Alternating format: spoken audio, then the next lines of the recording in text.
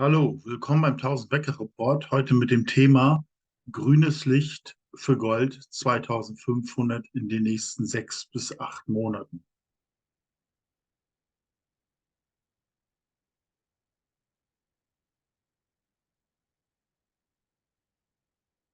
Disclaimer.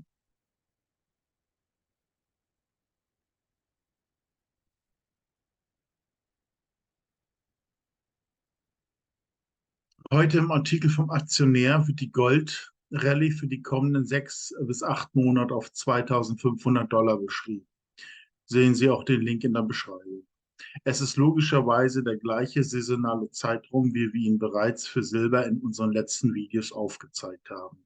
Durch den heutigen Artikel vom Aktionär wird unsere These der Goldaktienrallye im gleichen Zeitraum unterstützt. Von einem anderen Analysten wird ein Goldanstieg auf 2293 Dollar bis September, Oktober, also in 2, 3 Monaten angedeutet. Ja, also der Aktionär macht eben Prognosen auch nicht einfach so. In der Vergangenheit haben sie eigentlich immer ganz gute Prognosen abgeliefert. Das könnte unsere gesamte These unterstützen. Selbstverständlich hat weder wir noch der Aktionär eine Kristallkugel. Trotzdem spricht die Chartdynamik, viele Statisten genau für diese Bewegung. Und wenn das passieren sollte, dann werden eben viele Goldaktien von Penny Stocks zu Dollaraktien steigen und davon kann man bekanntlich Hunderttausende oder Millionen von haben. Und das ist eben die ganz, ganz große Chance. Die Leute denken, okay, Anstieg auf 2500 Dollar. Wie viel ist das? 20, 25%. Nichts Besonderes, aber Goldaktien können eben um dann bis zu 2500% steigen. Also 100-mal besser als der Basisstoff Gold selbst. Also meiner Meinung nach eine ganz interessante Situation, von der wir stehen. Ist es auch weiterhin sehr viel Negativität und Pessimismus hinsichtlich Goldaktien noch am Markt. Viele werden dadurch an dieser kommenden Goldaktien-Rallye wahrscheinlich nicht mit teilnehmen. Ja, hier ein angehender Gold-Silber-Produzent in Mexiko mit extrem hohen Ressourcen. Das wichtigste Projekt des Unternehmens ist die zu 100% unternehmenseigene Goldlagerstätte Metates in Durango, Mexiko. Metates ist einer der größten unerschlossenen Gold-Silber-Projekte der Welt. Nachgewiesene und wahrscheinliche Reserven von 18,5 Millionen Unzen Gold, 526 Millionen Unzen Silber und 4,2 Milliarden Pfund Zink. Ja, Metates Bundesstaat Durango, Produktion in den ersten 6 Produktionsjahren, 865.000 Unzen Gold und 25 Millionen Silber pro Jahr anvisiert. In dem Fall hier Low-Grade 0,47 Gramm pro Tonne Gold und 12,9 Gramm pro Tonne Silber. Zinkproduktion durchschnittlich 135 Milliarden Pfund pro Jahr. Dann eben haben sie auch hochgradige Proben, zum Beispiel auf dem Yerli-Gebiet mit 19,5 Gramm pro Tonne und 505 Gramm pro Tonne Silber. Ja, und auch noch in anderen Projekten Talaposa Ressourcen von 36.000 Unzen und 8,2 Millionen Unzen Silber, etc. Also das Unternehmen ist eigentlich nie so richtig aus dem Knick gekommen, trotz dieser riesigsten Reserven, die sie haben. Weil sie, es hat. Aber Sie sehen im Grunde genommen im Chart, dass sie trotzdem immer sehr gut reagiert haben, wenn es dann tatsächlich zu Goldaktienrallyes kommt. Hier sehen Sie eben von der Finanzkrise eben bis 2011 eine enorme starke Entwicklung, aber auch die Rallye von 2016 und jetzt hier auch noch vom Corona-Tief oder von Ende 2018 an ist sie immer schon ausgebrochen. Und jetzt im Grunde genommen scheint sie auch den Boden gefunden haben. Wir haben gerade eine Gegenbewegung gehabt und es könnte darauf hindeuten, dass sie bei der nächsten Goldaktienrallye auch dementsprechend positiv reagieren können. Also wie gesagt, dieses Unternehmen hat ungeheuer viel Unzen Gold und Silber, aber wie gesagt, so toll war das Management bislang auch nicht, aber nichtsdestoweniger an der richtigen Gold- und Silberaktienrallye könnte das Unternehmen komplett neu bewertet werden. Wie gesagt, wir haben ja sogar hier einen theoretischen Potenzialfaktor von 64 berechnet. Also das heißt, wenn irgendwo theoretisch die maximale Goldaktienrallye kommen sollte, könnte diese Aktie, das ist dann so kalkuliert, bei 2.500 $ vielleicht um das 64-fache höher stehen. Aber das ist, wie gesagt, ein rein theoretischer maximaler Punkt. Wie das dann kommt, wird man sehen. Ich denke mal, auf alle Fälle sollte man diese Aktie kennen, aufgrund, weil sie eben so große Ressourcen hat.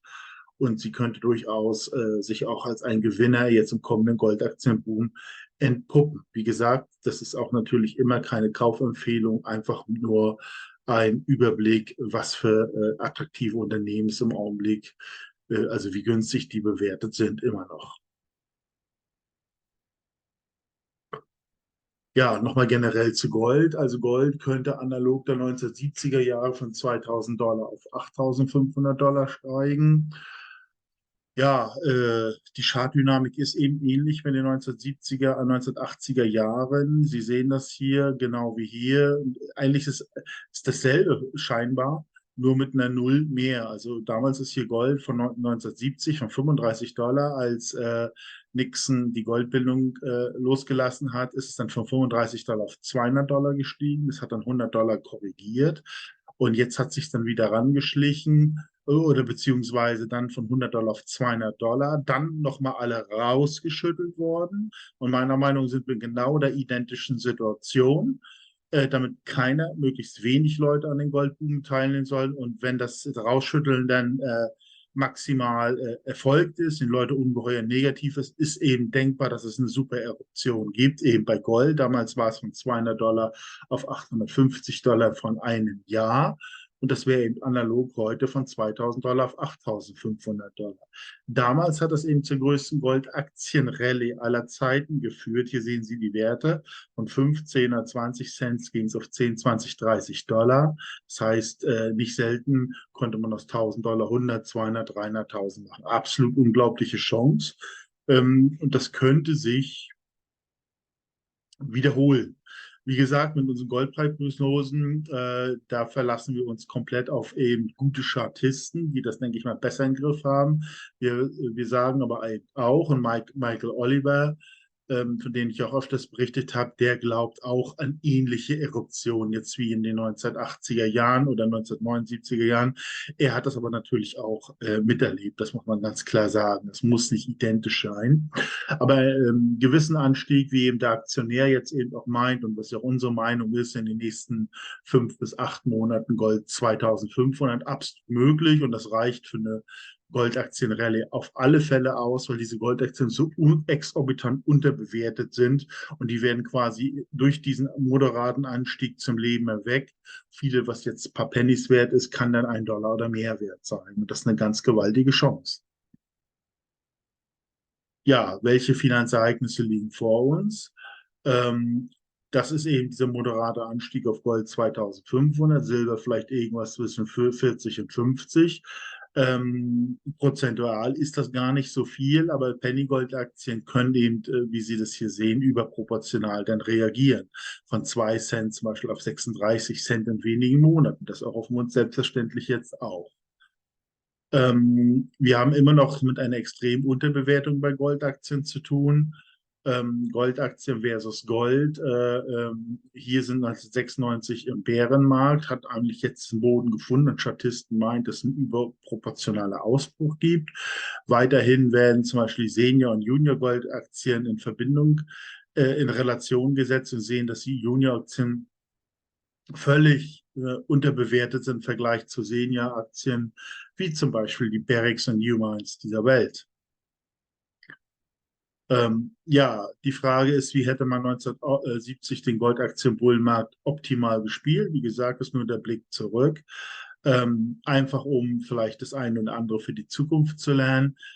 Im Grunde genommen wäre es aus der heutigen Sicht am besten gewesen, sie hätten einfach ein paar Goldaktien gekauft, sozusagen mit großen Ressourcen selbstverständlich soweit möglich und erkennbar, hätte die gekauft, zum Beispiel ein Packen von 50 $ und vielleicht da paar 10, 20, 30, 40, 50 oder sogar 100 verschiedene Aktien gekauft oder eben auch gute nochmal nachgekauft etc. Rückschläge sich nicht entmutigen hätte lassen, nachkaufen können, soweit es möglich gehen. Und dann natürlich, wenn dann diese Eruption dann kommt, wie wir sie ja jetzt eben vermuten, dann im Grunde genommen, Sie sehen, das geht dann unheimlich schnell und dann auch eben die Gewinne mitnehmen, das wäre optimal gewesen. Und dann eben diese Gewinne dann einfach in eine andere Assetklasse tun. Berkshire Hathaway beispielsweise, Top-Standard-Aktien, weil sozusagen nach dem Gold, nach dem Inflationsexzess kommt dann normalerweise eine Aktienphase, wo es inflationsfreie Gewinne gibt. Sozusagen steht konträr zueinander. Man muss das quasi multiplizieren. Also man macht, wenn man so will, mit Hilfe von Goldaktien maximiert man sozusagen seinen Bestand an realen Assets, zum Beispiel Berkshire Hathaway und anderes. Ja, hätte man das gemacht, $50 investiert, vielleicht einen 100-Bagger mit Goldaktien gewonnen ähm, und dann reinvestiert, hätte man 1999 $1 Million erreichen können. Ja, wenn sie das dann weiterging, diese $1 Million hätte man natürlich dann auch nochmal in Gold wechseln können. Das wäre auch heute ein unvorstellbares Vermögen. Gold ist ja dann um das Sechsfache gestiegen. Es wären dann wahrscheinlich heute $6 Millionen. Einfach unvorstellbar. Wie gesagt, der Blick zurück, das ist immer leicht sozusagen, aber es soll eben doch helfen, uns den Blick für die Zukunft zu schärfen, weil gewisse Ähnlichkeiten dürfte die Zukunft schon mit diesen Verhältnissen haben.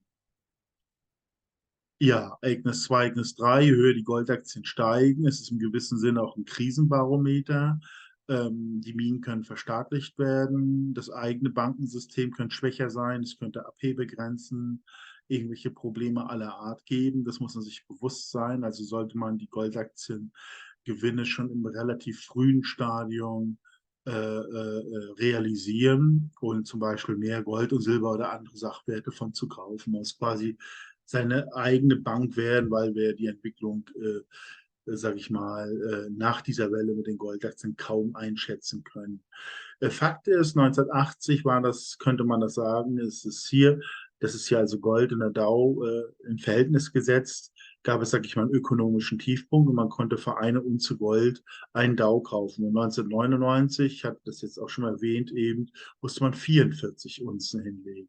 Also es scheint eben im Wechsel zu sein. Ne? Das ist natürlich für Insider, die dieses Bestreben herrschen, ist es natürlich die Quelle von Extraprofiten ganz anders, als es noch den Gold- und Silberstandard im 19. Jahrhundert hier gab, wo es mehr oder weniger ohne große Eruption aufgeht. Das waren natürlich sozusagen im gewissen Sinne die guten Zeiten für die Menschen und das ist natürlich von Kriegen, Eruptionen und Spekulationsgewinnen und Verlusten für die Masse meist Verlusten geprägt. Ja, das hat dann im Prinzip die Abkehr vom Goldstandard gebracht sozusagen. Gleichzeitig konnte man 1980, Mike Maloney hat das rausgekriegt, für 500 Unzen ein Standardhaus kaufen, für 500 Unzen Silber. Und Sie sehen ja, die Chartisten erwarten, dass es noch hier tiefer sozusagen gibt. Das würde dann bedeuten, dass man vielleicht ein Standardhaus irgendwo zwischen 200 und 300 Euro, 200, 300 Unzen Silber bekommen könnte. Einfach, das sind unglaubliche Aussagen, aber wir rechnen einfach nur diese geschichtlichen Betrachtungen hier weiter sozusagen. Ja, Fazit. Es ist im Prinzip so, man muss die Multiplikation der Gewinne aus den Ereignissen vornehmen. Also das heißt, wir müssen jetzt maximal eine Dynamik der Goldaktien oder eine Inflationsdynamik profitieren. Und wenn diese eben vorbei ist, also sozusagen dann mit Hilfe dieser Inflationsdynamik müssen wir genügend reale Assetswerte maximieren sozusagen. Das heißt, wir nehmen uns einfach hier $200, investieren die zum Beispiel in verschiedene Goldaktien, hoffen die, dass im Rahmen dieser Goldaktien entsteht das 25-fache steigen, kaufen zum Beispiel davon mehr Gold und Silber, das vielleicht insgesamt um das Vierfache noch zu seinem Extrempunkt hochgeht und dann reinvestieren das, wenn diese hohe Höhepunkte machen, was auch immer für eine Dynamik dann ist, was auch immer dann en vogue ist. Wie gesagt, vielleicht ist es schlicht und einfach auch Berkshire Hathaway, aber vermutlich sieht die Welt dann doch anders aus. Vielleicht sind es auch wieder dann top deutsche Standardaktien, die man für absolut wenig Geld kriegt. Das ist ja wirklich denkbar. oder eben andere Top-Fonds oder Top-Aktien weltweit. Das muss man beobachten, was wir tun werden. Jedenfalls der Vorteil ist eben, die sind dann natürlich kapitalhungrig, es gibt wenig Kapital und natürlich, das ermöglicht dann die niedrigen Preise und sie können dann mit ihrem Gold und Silber sich dann niedrig eindecken und dann wird es möglicherweise eben diese wirtschaftliche Erholung wieder geben. Ich würde sagen, aus jede 200 Dollar in Goldachs investiert, wird auf Sicht von vielleicht 10 bis 15 Jahre, also mittelfristig 1 Million Dollar Kaufkraft. Das ist rein theoretische Betrachtung. Einmal die Reflexion des Rückblicks in die 1970er, 1980er Jahre und einfach grundsätzliche Überlegungen. Ja, wir versuchen diese Aktien zu identifizieren, diese Goldaktien, nach moderaten, hohen und sehr hohen Risiko zu sortieren, Potentialfaktor zu errechnen. Wenn Sie sich für diesen Report interessieren, finden Sie den im YouTube im Anhang. Ja, Einlagen von Gold und Silber ist ein Unternehmen zu jeder Zeit an Gold und Silber kommt. Eine Überweisung, schon ist eine Zollfreilage in der Schweiz eingeladen, genauso leicht der Verkauf, keine Mindestinvestitionssummen und sie sind im Allgemeinen einer der günstigsten Gold- und Silberbezugsquellen. Ja, ich bedanke mich für die Aufmerksamkeit. Würde Sie bitten, meinen Kanal zu abonnieren, wenn Ihnen der Inhalt soweit gefallen hat. Vielleicht mir auch ein Like geben, das würde dem YouTube-Algorithmus auf die Sprünge helfen. Also immer vielen Dank und bis zum nächsten Mal.